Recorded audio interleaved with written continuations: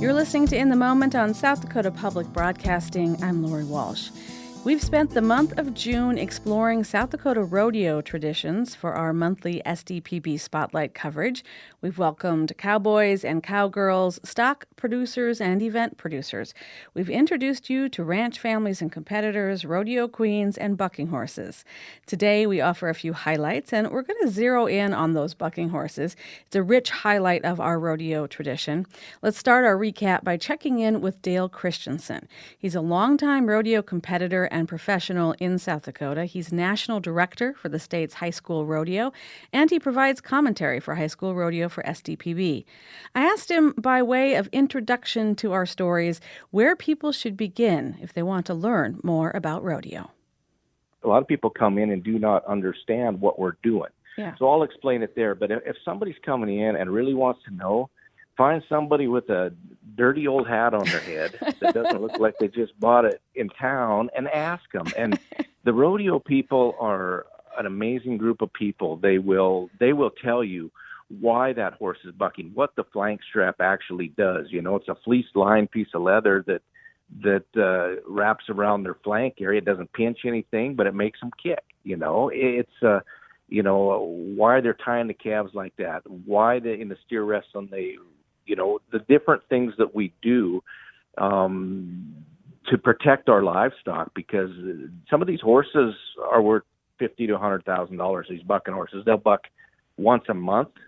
You know, some of the better ones, these guys are making their living off that livestock, and they want to take care of it. So we're not abusing them, and that's so far from the truth. And it's very frustrating when that gets out there and people take that and run, because that's not what we're about in the rodeo world and the Western world. So from here on, we take our cues from the cowhands with the dusty and broken-in hats. Thank you, Dale. Duly noted. Let's head to a South Dakota ranch and meet the producers whose livelihoods and lifestyles depend on the success of those horses. We spoke with father and son Steve and Brent Sutton of the Sutton Rodeo Company in Oneida. Their operation is built on 6 generations of South Dakota ranching. Here's Steve Sutton talking about life outside the arena and the challenges of stock breeding. It's just like in the racehorse world or the Western pleasure world. The bloodlines mean a lot. We really take pride in raising our bucking horses. And I made the comment last year or 2 years ago. Last year was kind of an off year, but in all our pro rodeos, we hauled 67 different horses, and all but one of them were raised here on the ranch. You know, this is a special time of year for me. And when May 1st comes, I've got little pastures around my house, and I've got 60 mares and colts in 6 different pastures, and I can see them all from the house, and I see these babies born and run around in them playing, and then down the road get to watch them maybe throw their first cowboy off when they're 3 years old. You know, it's pretty special to me. But the bloodlines, and you know, it's very important in the rodeo world too. So you don't just stop and start. I mean, we've been breeding bucking horses for 100 years, and it would take at least 40 years if I wanted to start from scratch to get it where it is right now. How does a bucking horse perform well in the rodeo arena? What makes some horses better competitors than others? Here's Brent Sutton of Sutton Rodeo with insight. If you like immediate results, raising bucking horses is probably not for you, because it takes a long time. Like you said, you know, you pick the mare and the stud to go together, and then you pretty much wait for 4 years until you even get to see if you made the right decision. But in the meantime, you get to see them kind of grow, mature. We start out, it's a mechanical dummy is usually how we start them, and you know, it's a lot more controlled than having a human rider. And if they're a smaller animal, a smaller horse, it's better to start them out with that, because you can control when the dummy falls off, and you kind of help them learn how to get rid of it. But it's with the bucking horse too. I mean, you can't teach it. It's natural. They know what they're doing. It's kind of like raising a child, you know, taking them to youth wrestling deals or then on to high school wrestling tournaments. I mean, you're just kind of there along the way to help them, put them into situations that will let them learn and then sit back and watch them, in action when it all comes together. The rodeo arena can be a dangerous place for horse and rider. One of the state's most well-known cowboys is Billy Sutton of the Sutton Leadership Institute. Billy served as minority leader in the South Dakota Senate. He ran against Kristi Noem for governor in 2018. Sutton grew up on a ranch near Burke before getting a full-ride rodeo scholarship from the University of Wyoming at Laramie. He was the school's all-time leader in rodeo points and rode on the Professional Rodeo Cowboy Association circuit, where he ranked in the top 30 worldwide. His professional career was cut short when a bucking horse flipped on top of him in the chute during a Minot, North Dakota rodeo. The accident partially paralyzed Sutton, and it changed the course of his life. Here's Billy Sutton talking about that day. So I drew a horse by the name of Ruby, who I had been on a couple different times. I had won the Clear Lake Rodeo that summer on Ruby, and she's a really good horse, one of those horses that if you did your job, you were going to win. She just was good to get on, and she, really bucked hard and good and just friendly to ride, too. Mm-hmm. And so I sat down in the saddle, and, when you think about rodeo, you worry about, like a broken arm, a broken leg. That happens, to about everybody at some point in their career, it seems like, or other injuries, but usually not career ending. But that day was a career ending injury for me, which is, I would say, somewhat rare, but it does happen from time to time. I was in the saddle reaching for my right stirrup before we got out in the arena, and Ruby flipped over on me and smashed me against the back of the chute, stood up, and I was instantly paralyzed from the waist down. And, just a life-altering moment for sure when really rodeo was my only thing that I cared about at that time. And so it was hard. It's hard. This all happens in a second, in a flash? Like, what do you remember? Do you remember it even happening? Yeah, I mean, I somewhat. Yeah, I just, like I said, I remember reaching for that right stirrup. She flipped. I don't remember. I was kind of hazy, and then I do remember her standing up, and I was still in the saddle. And I reached on, because you're in the chute, and I with my right hand and left hand reached and grabbed the side of the bucking chute to hold myself there. And I said, I remember saying, "You guys got to get me out of here. I just broke my back." Mm. And there was just this moment of like, nobody knew what to do at first. And then, they kind of jumped into action. They tied her, in the chute. They brought a spine board. The EMTs are at every rodeo. Mm-hmm. They brought a spine board and attached me to that and kind of slid me out from behind. And then, I think adrenaline was keeping me conscious at that point.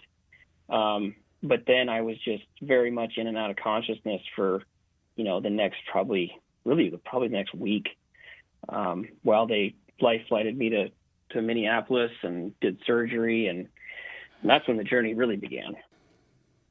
Competitor Billy Sutton never made it out of the bucking chute the day of his accident. Once a rider and horse cross the threshold, it's a thrilling performance for spectators.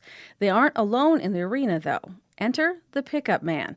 That's the cowboy responsible for everything from ensuring nothing will disrupt the ride to scooping the competitor off the bucking horse and carting him to safety.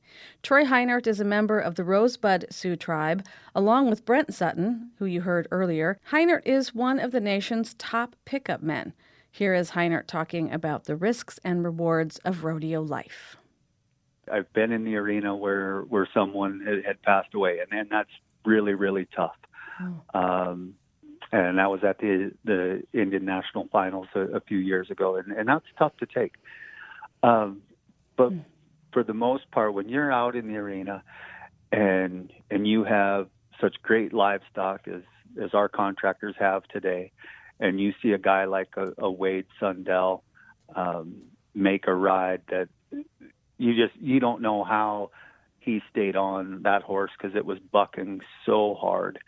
And then you slip in there and you get the horse gathered up and the guy gets to the ground and the crowd is going, crazy.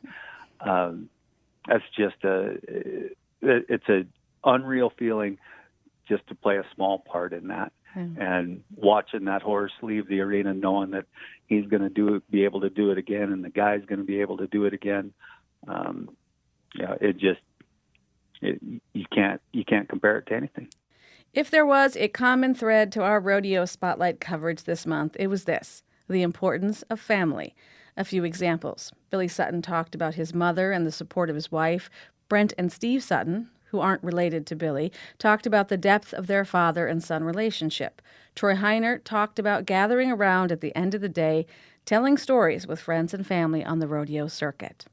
And here's Scott Deal. He's Stanley County Fairgrounds manager.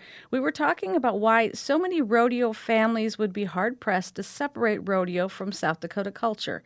I asked him how he would explain rodeo to an outsider, someone who had never experienced it. And here's what he had to say. I'd explain it this way. You can have a kid that's 12 years old in the team roping with his grandfather who's 70 years old. There ain't very many sports that can happen. It's just the whole family, the whole family can be involved in it. Their whole life, from the time they can walk and start riding, clear up until they can't anymore. And it's the family aspect of it that I think that is the main drawing point for me and a lot of people, getting kids involved. And it's just, we have a greater sense of value of things, I think, in rodeo life and ranch life, Western life. Before we wrap up our rodeo recap, let's spend a moment with at least one rodeo competitor who doesn't sport a broken-in, dusty cowboy hat. Martina Luby's hat sparkles, not because she's new to rodeo, but because she's the queen. She's our Miss Rodeo South Dakota, and part of her job is to share that rodeo knowledge with the nation. So my role is to serve as basically the First Lady of Professional Rodeo in South Dakota. And so I represent the cowboys that are with the PRCA, the Professional Rodeo Cowboys Association, cowboys and cowgirls. I represent the rodeos that we have here, all the way up from, 4-H, amateur, high school, PRCA. We mostly work with the PRCA, but I'm an advocate for, kids coming up through the ranks, if you will. And I am also an advocate for the agriculture industry and educating people about, how agriculture and rodeo are related to one another, and kind of bridge the gap and show people what we do, what we're about. Martina Luby is from Sturgis. She'll compete for South Dakota in Las Vegas for a national title that's coming in December. South Dakota Rodeo is equal parts agriculture, economic development, sports, family, and even politics. You can find all our rodeo coverage on our website at sdpb.org/spotlight. And here's what's ahead for July's Spotlight coverage. SDPB takes you to summer school. Throughout the month of July, we'll talk South Dakota history. We'll explore how that history is interpreted and taught both to students and to visitors from around the world. We'll also unpack critical race theory and the battle over the notion of a more patriotic education. We want you to be part of that coverage. We begin with this question. What's something that you know now about American history or South Dakota history that you wish you had learned in school? Leave us a message at 605-951-0740. You might hear your comments on the air. That's 605-951-0740.